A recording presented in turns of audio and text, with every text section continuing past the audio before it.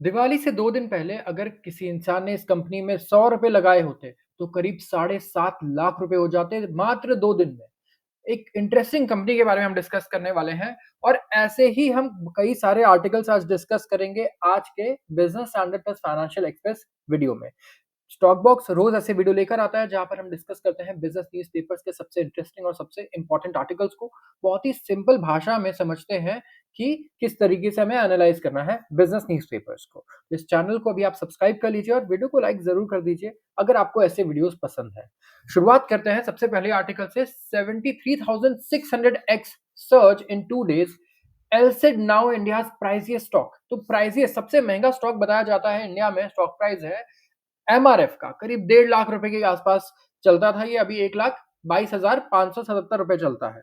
And ये एक ऐसा शेयर है जो 2,36,250 पर ट्रेड कर रहा था ट्यूसडे को। बहुत ही स्मॉल कैप ये कंपनी है, लिटिल नोन है, ज्यादा लोग इसे जानते नहीं है।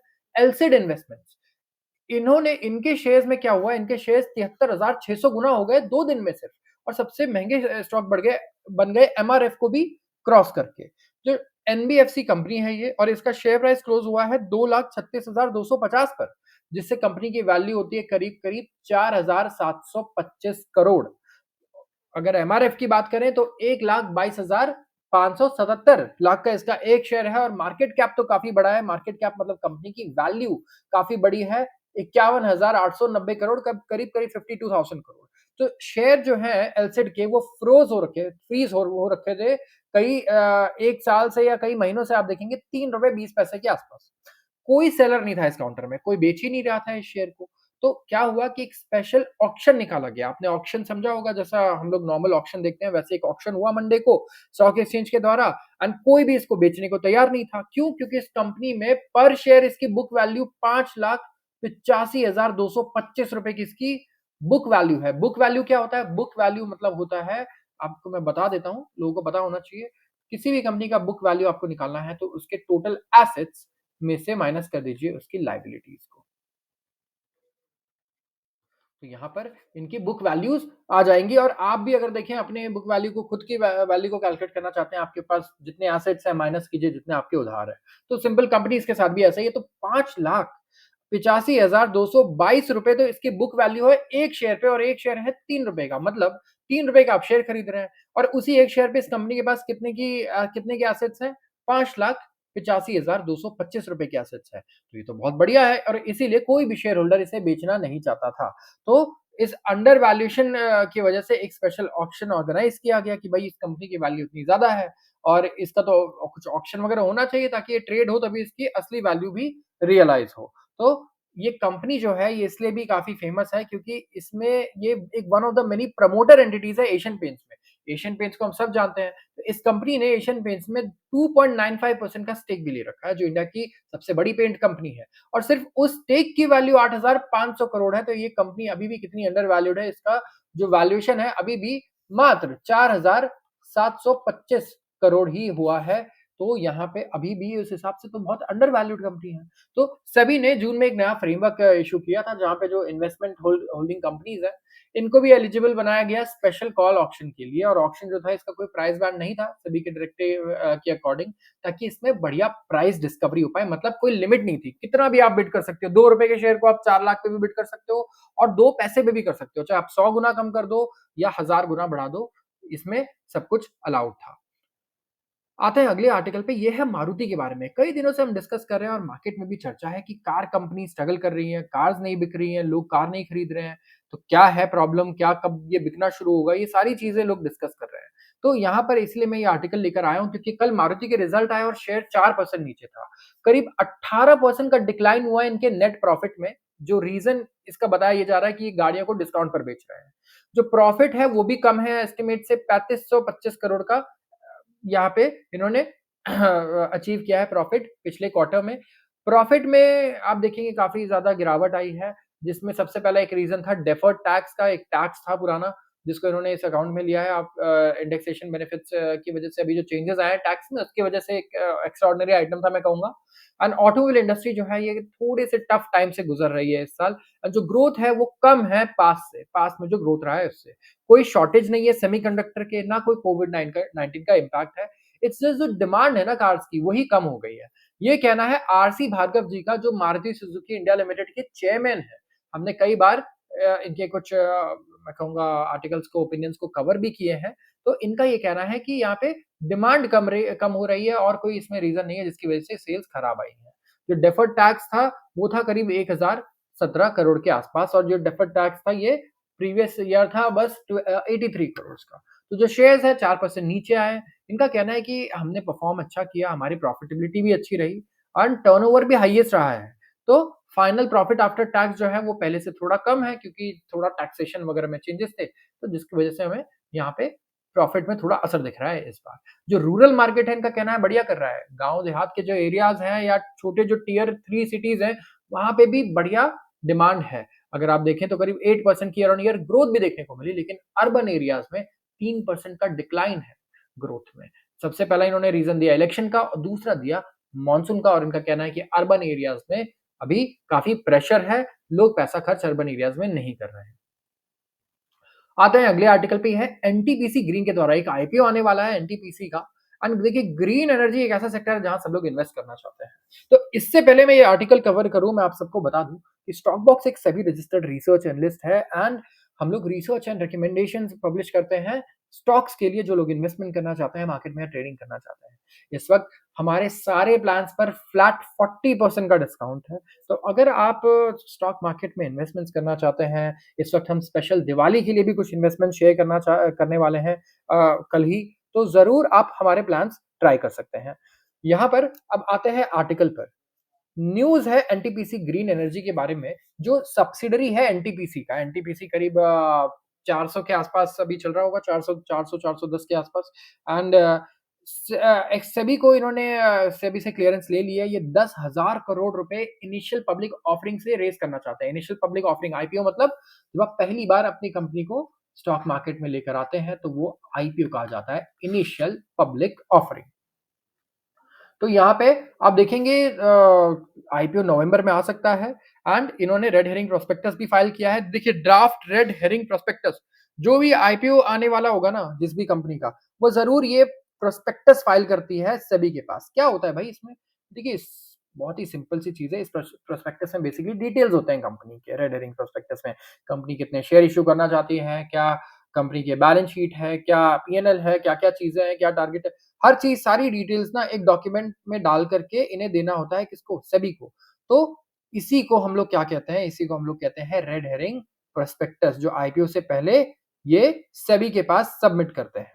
तो यहाँ पर आप देखिए जो आईपीओ है यहाँ पे ये फ्रेश इश्यू होगा शेयर्स का, और ये 60 गीगावाट रिन्यूएबल एनर्जी टारगेट कर रहे हैं। तो ये प्योर रिन्यूएबल एनर्जी कंपनी होने वाली है। लोगों को काफ़ी इंटरेस्ट भी है रिन्यूएबल एनर्जी के सेक्टर में, और देखिए इन्वेस्टमेंट की भी बहुत ज़्यादा ज़रूरत है इस सेक्टर में।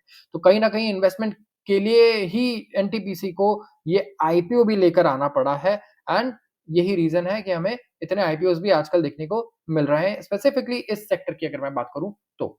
तो ये utility scale renewable energy project setup करना चाहते हैं, टाई अप करना चाहते हैं कॉर्पोरेट्स के साथ, जो रिटर्न रेशियोज़ हैं कैप्टिव प्रोडक्ट्स के वो बढ़िया भी रह सकते हैं।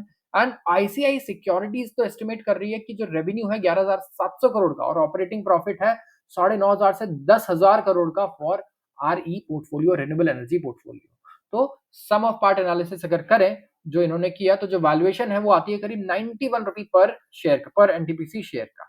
एंड आईपीओ जो है वो बूस्ट करना चाहिए इस चीज़ को। तो एनटीपीसी के शेयर में भी हमें लगता है कि तेज़ी देखने को मिल सकती है अगर इसके आईपीओ में बढ़िया इंटरेस्ट आता है। तो क्योंकि लोग एनटीपीसी का शेयर भी लेना चाहेंगे, उसके लिए भी एक वैल्यू अनलॉकिंग होगी, राइट? तो ज़रूर हमें लगता है कि एनटीपीसी के शेयर में भी काफ़ी उत्साह देखने को मिल सकता है अगले महीने।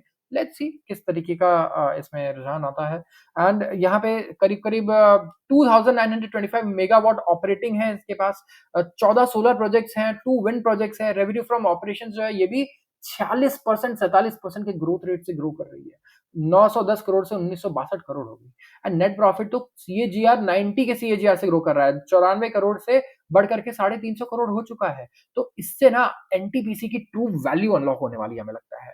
एंड जो पब्लिक सेक्टर अंडरटेकिंग है इसका भी कैपेक्स है 17,400 करोड़ का। एंड कंसोलिडेटेड केपेक्स टारगेट जो है वो है इसके लिए कितना 27,900 करोड़ का। तो एनटीपीसी ने तो वीक परफॉर्मेंस रिपोर्ट की थी, लेकिन ये सीजनल फैक्टर्स की वजह से था। पावर सेक्टर थोड़ा गर्मियों में बेटर परफॉर्मेंस देता है, सर्दियों में आकर के थोड़ा ठंडा भी हो जाता है।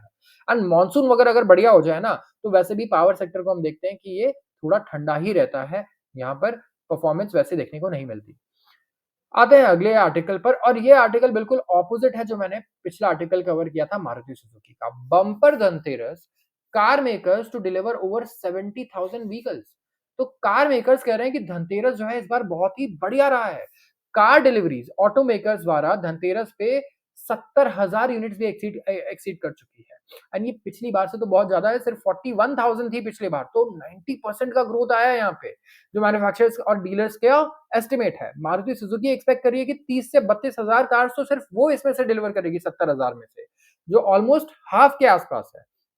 एंड करीब-करीब 39% इंक्रीज भी हुआ है यहाँ पे, जो 23,000 व्हीकल्स इन्होंने डिलीवर की थी, वहां से अब ये 32,000 डिलीवर करने वाले हैं। तो जो सीनियर एग्जीक्यूटिव है मार्केटिंग के और सेल्स के मारुति सुजुकी इंडिया के, उन्होंने एक्सप्लेन किया कि धनतेरस जो था ये 2 दिन रहा है, 29 से लेके 30 तक, एंड कुछ डिलीवरीज तो कंटिन्यूड रहेंगी 30 को भी। एंड ये मतलब 8 से 10,000 तो कार्स और एक्स्ट्रा भेज देंगे 30 तारीख को भी। तो इनका जो नंबर है वो बहुत ही बढ़िया रहने वाला है इस साल, एंड रिकॉर्ड रहने वाला है सेल्स का धनतेरस के दिन का। तो बहुत ही बढ़िया यहाँ पे एक्सपेक्टेशंस इन्होंने इसलिए सेट की है। अगर आप देखेंगे तो Hyundai इंडिया ने डिस्क्लोज नहीं किए हैं specific Dhanteras sales figure, as it is in a 40 day silent period पे है अभी ये, क्योंकि इनका भी स्टॉक लिस्टिंग आया है। तो जब स्टॉक लिस्टिंग आता है तो 40 डे साइलेंट पीरियड रहता है। तो यहाँ पे लास्ट धनतेरस Hyundai ने करीब 10,000 के आसपास कार्स डिलीवर किए थे, एंड इस बार भी कहना है कि इनका 10,000 का मार्क अगेन कंप्लीट होगा। टाटा मोटर्स जो थर्ड लार्जेस्ट कार मेकर है, वो एक्सपेक्ट कर रहा है कि 15,000 के करीब ये व्हीकल्स डिलीवर करेगा। टाटा में पैसेंजर इलेक्ट्रिक मोबिलिटी है, इन्होंने 30% का ईयर ऑन ईयर इंक्रीज दिखाया अक्टूबर रजिस्ट्रेशन में। तो जो टोटल रजिस्ट्रेशन है टाटा मोटर का, वो भी हाईएस्ट एवर रहने वाला है। कंपनी का तो जो रिकॉर्ड है आज तक का, वो हाईएस्ट एवर रहने वाला है। महिंद्रा ने कोई धनतेरस के फिगर्स नहीं दिखाए हैं। इन्होंने जो कहा है कि जो नए मॉडल्स आए हैं एक्सयूवी 3XO और थार रॉक्स, इनके लिए बहुत ज्यादा डिमांड है अभी। जैसे 3XO ने 20,000 नई बुकिंग्स अट्रैक्ट की है पर मंथ, थार रॉक्स ने करीब 1,76,000 बुकिंग्स अट्रैक्ट की विद इन 1 आवर, सिर्फ 1 घंटे में। टोयोटा एंड होंडा, इन्होंने कोई डेटा नहीं प्रोवाइड किया धनतेरस का। किया ने रिपोर्ट किया करीब 6,000 कार्स इन्होंने सेल किया है। एंड जेएसडब्ल्यू एमजी मोटर, इन्होंने करीब 100 ईवी से ज्यादा डिलीवर किया है दिल्ली एनसीआर में धनतेरस के दिन। तो ये कह रहे हैं कि ये इंप्रेसिव नंबर ऑफ ईवीज है अक्रॉस कंट्री ना, सिंगल डे फॉर देम। तो जो कंप्लीट धनतेरस सेल्स नंबर है वो 30 अक्टूबर की इवनिंग तक आ जाएंगे और हमें पता लगेगा कि कौन सी कंपनी इस बार नंबर 1 रही है, किसने बहुत बढ़िया ग्रोथ दिखाया है, किसने एक्चुअली ज्यादा ग्रोथ नहीं दिखाया है, बहुत ही फ्लैट ग्रोथ है। अब बात करूंगा मैं अगले आर्टिकल की, जो एक एडिटोरियल आर्टिकल है। और ये एडिटोरियल आर्टिकल है और इससे रिलेटेड आर्टिकल्स भी न्यूज़पेपर में थे, और न्यूज़पेपर में क्या, बिजनेस न्यूज़पेपर्स को छोड़िए, आप हर न्यूज़ पे ये कवर्ड था कि किस तरीके से टाटा और एयरबस का एक वेंचर है जिसमें हम लोग इंडिजिनस डिफेंस प्रोडक्शन करने वाले हैं। इंडिजिनस मतलब लोकल होता है, ठीक है। तो in a path breaking milestone for India's aerospace and defence industry, path breaking milestone मतलब बहुत ही बड़ा ये माइलस्टोन है इंडिया के एरोस्पेस एंड डिफेंस इंडस्ट्री के लिए। पीएम नरेंद्र मोदी और स्पेनिश प्रेसिडेंट ने पेड्रो ने यहाँ पे इनॉग्रेट किया मंडे को एक फाइनल असेंबली लाइन, एफएएल कॉम्प्लेक्स। ये असेंबली लाइन है जहां पे मैन्युफैक्चरिंग किया जाएगा और असेंबल किया जाएगा Airbus C295 tactical transport aircraft को। ये टैक्टिकल ट्रांसपोर्ट एयरक्राफ्ट है, इसका काम है एक जगह से दूसरी जगह चीजों को और लोगों को लेकर जाना। ये इंडियन एयरफोर्स के लिए होगा इन वडोदरा, गुजरात। और पहली बार इंडिया की मिनिस्ट्री ऑफ डिफेंस ने इंटरेस्ट किया एक प्राइवेट कंपनी को कि वो पूरा फाइनल असेंबली करे एक मिलिट्री एयरक्राफ्ट का। आज तक ऐसा इंडिया के इतिहास में नहीं हुआ है। और ये जो डिफेंस वर्टिकल है, ये है टाटा ग्रुप का, टाटा एडवांस सिस्टम्स लिमिटेड।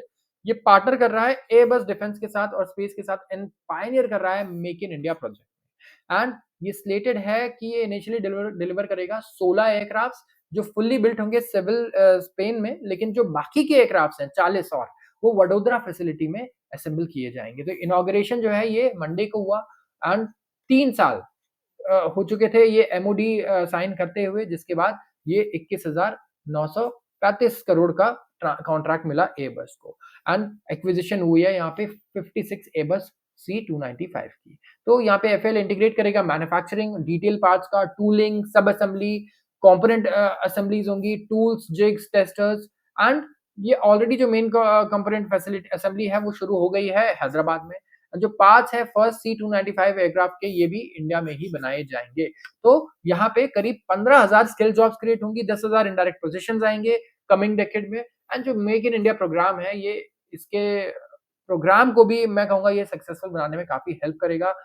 85% से ज़्यादा जो स्ट्रक्चरल और फाइनल असेंबली है 40 एयरक्राफ्ट की वो इंडिया में ही होगी। तो जो मेजॉरिटी ऑफ मैन्युफैक्चरिंग है वो इंडिया में ही होगी, ये हम इंश्योर करना चाहते हैं।